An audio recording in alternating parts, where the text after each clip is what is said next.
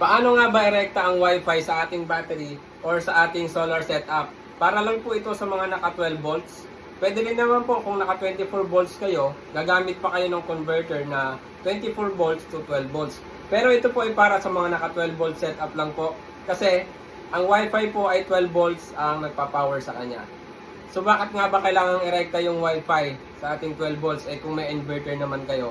Ang paliwanag ko po doon kasi ang ating mga inverter, lalo na sa mga naka 12 volts, tinitipid po talaga natin yung ating battery kapag naka 12 volts setup, yung maliliit lang.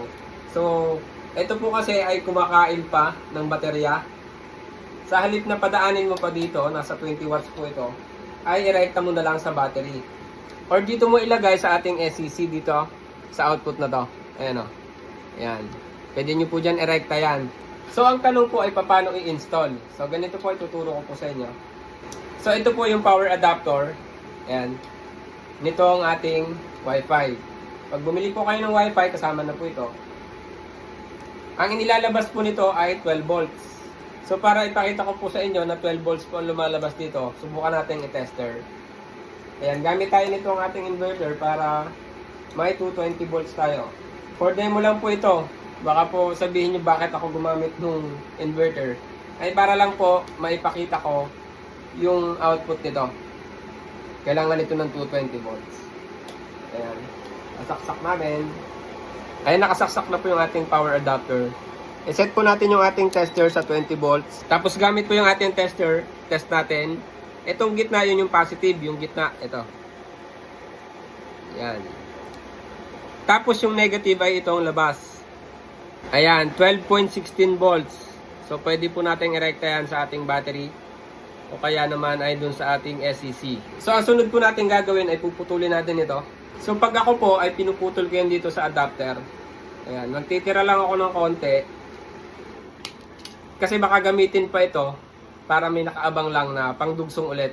So ayan po, naputol na natin. Ngayon naman po ay ito yung pinaka-importante sa lahat. Hindi po pwedeng magkabaligtad ito dahil masusunog yung board kapag nagkabaligtad. Ang tanong po, paano nyo malalaman ngayon kung alin yung positive at negative dito? Tuturo ko din po sa inyo. Ayan, bali ipapakita ko po sa inyo kung paano nyo malalaman kung alin dito yung positive at negative dito sa dalawang to. Ayan, talupan muna natin. Ayan. Ayan, bali gamit po yung ating tester ulit ay malalaman natin kung alin dito yung positive at negative sa dalawang ito. So, i-set lang po natin yung ating tester dito sa continuity. At yan po ay tutunog kapag magkakonekta sila. Ayan o. Kapag pinaglapat nyo itong dalawa na ito, ibig sabihin ay konektado. Kanina po, pinakita ko sa inyo kung alin ang positive. Ang positive po nito ay itong loob. Susuot nyo lang po yan dyan sa loob. Tapos itong kabilang dulo po ay ilalapat nyo lang. Kapag hindi tumunog, ibig sabihin, hindi yun yung kadugsong nito. Ayan na, hindi sila connected. So ito yung positive. So hindi siya tumunog, ibig sabihin negative ito. Kapag dito sa kabila itinry mo, ayan tumunog, ibig sabihin ito yung kadugsong nito. So ito yung positive niya. Ayan. Lagyan nyo na lang po ng tanda, halimbawa itong gagawin ko. Ayan. Ayan, nilagyan ko na lang ng sign na ito yung positive. Siyempre, itetest nyo rin yung isa kung connected sila. So, ito yung negative. Ayan. Tapos, ang negative po nito ay itong labas. Ayan, tumunog. So, ito po yung negative. So, tama po yung test natin na ito yung positive. So, para subukan po natin ngayon, i-connecta na natin sa battery yung ating Wi-Fi. Ito. Ayan, ikabit na natin yung ating adapter dito sa power. Ito.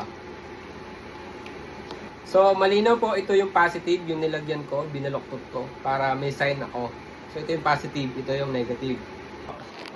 Naikabit ko na, so inipit ko na lang kasi testing lang naman ito.